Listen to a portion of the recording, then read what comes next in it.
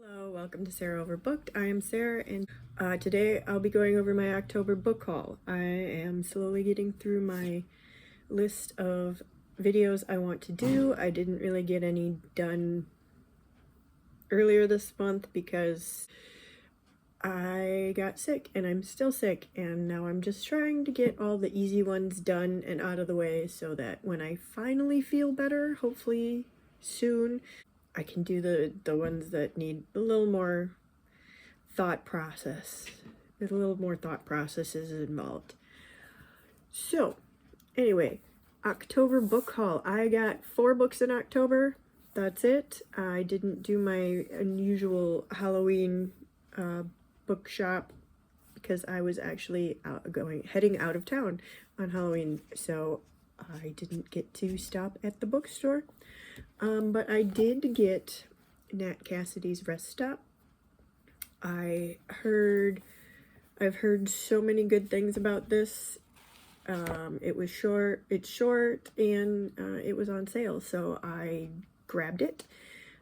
I'm not 100% sure what it's about, other than it's a horror and it occurs at a rest stop. But yep, looking forward to reading that one at some point. And then I also picked up Babel. Have I read any R.F. Kuang? I don't think I've read any of her books yet, but they all keep coming out and they keep interesting me. I still really want to read The Poppy War. I want to read Babel. I want to read Yellowface. They all sound interesting, and so I picked up Babel. I don't think I need to go over what Babel is. It's been so popular. And then Norman is going to help with this one again. I got Just Another Missing Person from Gillian McAllister. I read the Wrong Place, Wrong Time, and I thought it was decent, but I thought it had a lot more potential hidden in there. So I picked up 3 others of hers. This one, Just Another Missing Person, Famous Last Words, I have already, and I also have her new one, Caller Unknown. I got an arc of that, so I'll probably be reading that one before I read any of the others. Just Another Missing Person, though. Let's see. There's a man out there. His weapon isn't a gun or a knife. It's a secret. Olivia, 22 years old. No history of running away. Last seen on CCTV entering a dead-end alley and not coming back out again. Missing for 1 day and counting. Julia, the detective heading up the case. She knows what to expect. A desperate family, a ticking clock, and long hours away from her daughter.